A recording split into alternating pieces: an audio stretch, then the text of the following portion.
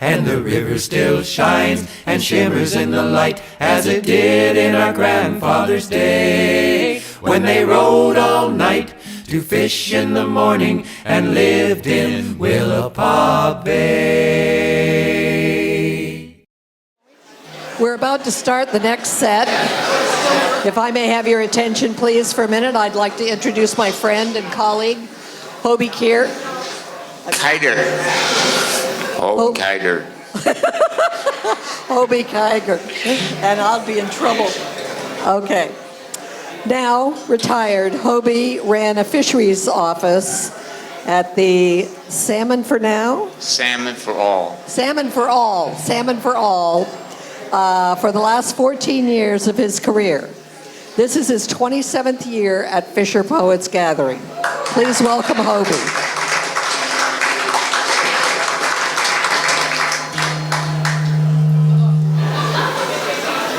It will probably take a little bit to dial the sound in. And if we could have your the cooperation of people in the room, because I know that I was sitting halfway back in the room when Abigail was reading. I couldn't hear what she was saying at all because there was too much noise going on. Okay, so we're going to start off with a song about Shanghaiing in old Astoria. And if you were in an establishment long about here in old Astoria, you were in danger of being slid through a hatch in the floor and rowed out to a ship and being sold as an able-bodied sailor, excuse me.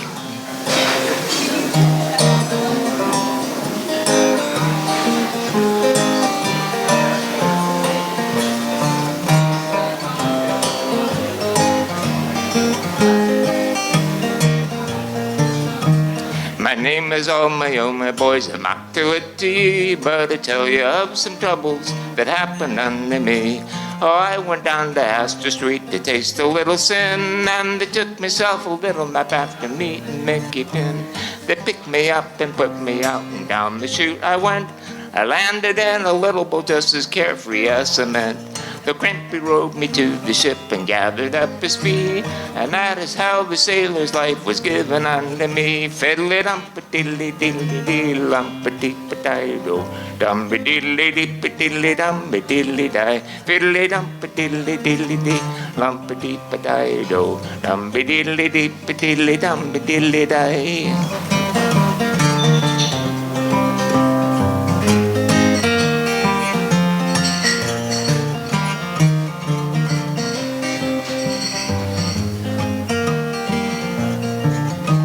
I was just a logger boy a-comin' into town to celebrate the 4th, me boys, and drink 'em riding down. I must have had a dozen of the little limeys rum, and never did I taste that it was laced with opium.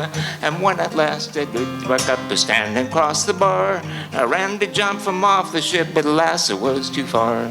I bid along, I said farewell, a tear came to me eye. I spent the next 7 years on the trade route to Shanghai. Fiddly-dum-pa-diddly-diddly-dee, lumpa-dee-pa-die-do, dum-ba-diddly-dee-pa-diddly-dum-ba-diddly-die, fiddly-dum-pa-diddly-diddly-dee, lumpa-dee-pa-die-do, dum-ba-diddly-dee-pa-diddly-dum-ba-diddly-die.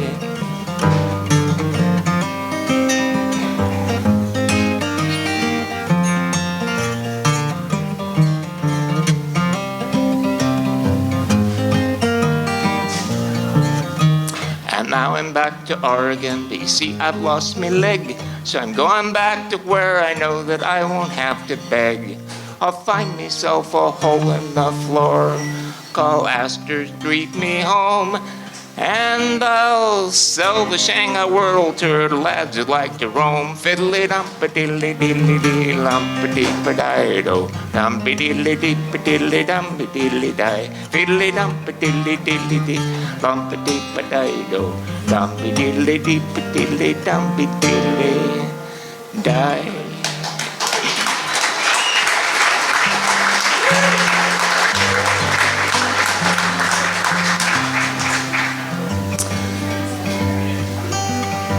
Well, this next one comes from a conversation overheard in a watering hole south of here along the Oregon coast. A young fisherman and his wife were having a discussion, and he was saying, "Gee, honey, you know, wouldn't it be nice if I could come home every night like other people do, live like normal people?" And she was saying, "No, sweetheart, I like it the way it is, because when you're gone, you're gone, but when you're home, you're all mine." Rolling out along the Sound and past the Lion's Gate, we're headed north towards Kodiak, up through the Inside Strait. We'll fish the We'll fish the Gulf.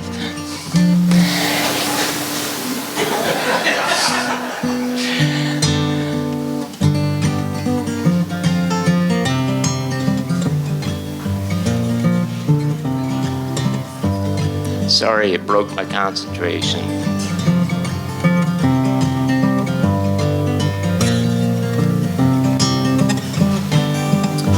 We'll fish the Gulf for halibut till our holds are full, and then it's turnabout into the south for Oregon again.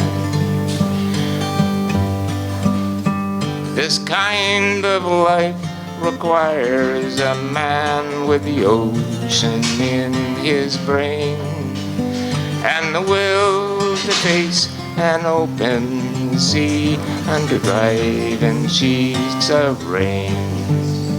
Sometimes a man must leave his wife for 90 days and more, and who's to say what's going on with those who stay ashore? It's not the 25-foot waves nor the wind which get to me, for I was born along the strand, just raised up on the sea. It's when we're just a few days out and I'm wondering how she's been, that I want to turn this old tub around for Oregon again. Now lest you folks begin to think that I'm a worried man, I get along and I lead my life and I do the best that I can. But if by chance you happen to make a visit to my home, you just tell the lady who's living there I'm out here all alone. You just tell the lady who's living there I'm out here all alone.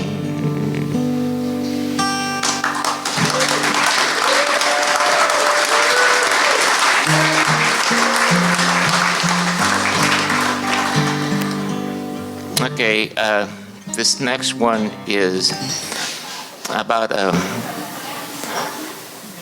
beautiful run of early summer salmon that we used to have that came to the Columbia River every year, long about the beginning of June. There was pumpkin seed shaped fish that could get up to 100 pounds. And they swam all the way up the Columbia and over the rapids and over the falls to spawn way up in British Columbia above the Arrow Lakes in the upper Columbia. And they needed that reserve of fat when they got here to make it that far. And the canneries marketed them as Royal Chinook. The fishermen down here in the lower river called them the June hogs because that's when they came in. And the lower river fishermen knew when they were about to come because swarms of salmon flies would emerge out of the salt marshes over where Warrenton is now. And those big fish would come in and they would mill around for a couple of weeks eating those salmon flies to fatten up before they made their run up the river. And when Grand Coulee Dam was put in, blocking the upper Columbia forever because of lack of fish passage, those June hogs, of course, were doomed to disappear. But when the June hogs disappeared, so did the salmon flies. Can you explain that to me?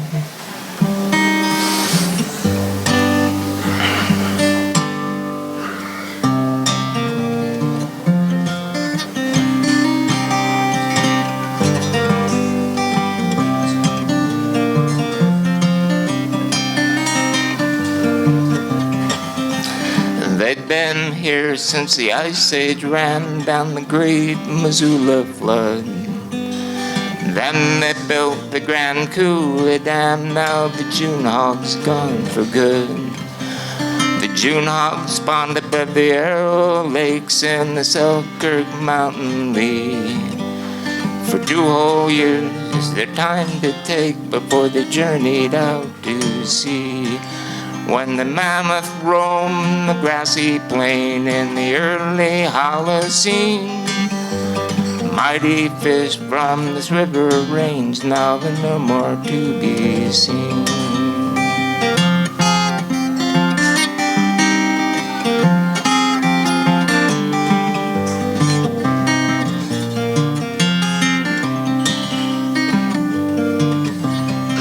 After 5 years feeding on the Arctic ground, the June hogs did return.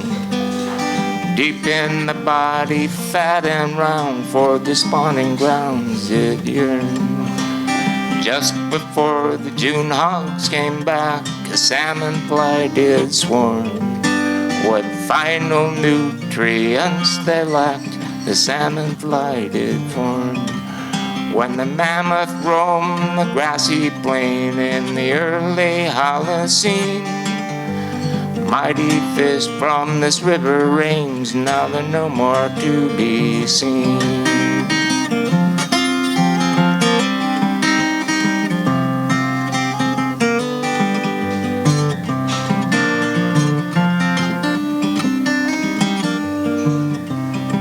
By the time they reached the Kettle Falls, they were down to slim and trim.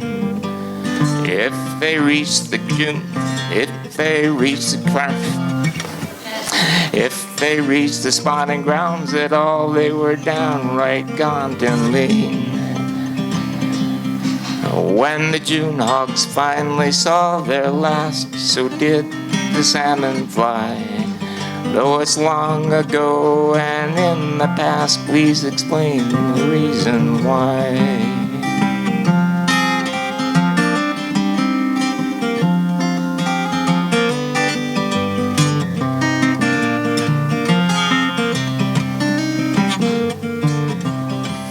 When the mammoth roamed the grassy plain in the early Holocene, mighty fish from this river range now are no more to be seen.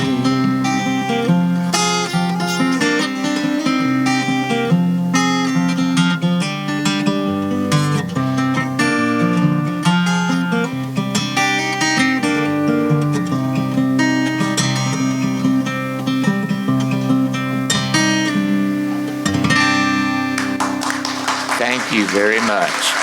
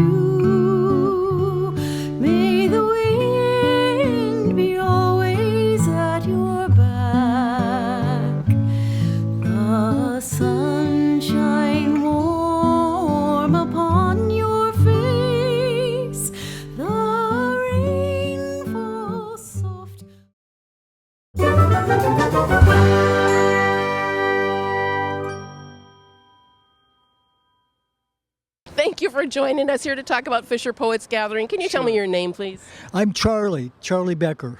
Charlie, I am so happy to meet you. Are you an Astoria local, or did you come from? I'm a dual citizen. I'm from Portland and Astoria.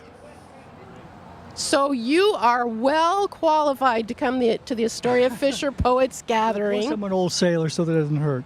I'm an old Navy sailor. Perfect. And I will say, it's such a delight. The performances here, more than that, the seminar is taught by these real pros, who are real pros at their literal thing, their poetry, and the way they present. So there's a great deal for all of us to learn, I think, going through this. I'm also a bit of a mandolin player myself, so I kind of fade in with this sort of thing. It's very artsy, too. Yeah. That's fantastic. And I've heard the workshops are really, really good as well, so I'm glad you're very good on doing your writing. These guys on the water, evidently they occupy themselves doing their writing. They're really remarkably creative. I'm sure you must observe the same thing. Yeah. Indeed. Yeah. Charlie, how many years have you been doing this? I'm about 4 years into this one, okay? And it is kind of new to me, but about 4 years. But I fit right in, and well, for the most part. But there's really a community of people on the water who come here, and I do feel that most of us don't know what it's like to be on that water out there. So here it is brought for us. We get a sense of it, and I appreciate that. Well, I know it's only Friday. We haven't had the Saturday performances yet, but what's been your favorite part so far? I think some of the workshops I attended yesterday, which involved your writing of your content and the telling of your story, because we do have stories, and so much of this really is about stories, and it has broad application for stories of all sorts. And so they teach you how to prompt yourself, how you might get enthusiastic, how to present, and really how to find your voice. I mean, really, isn't that what it is? Most of us want to find our voice in what we do. You know what? We are so lucky we got to talk to you today. Thank you so much for talking with us. Thank you. Likewise. Appreciate it.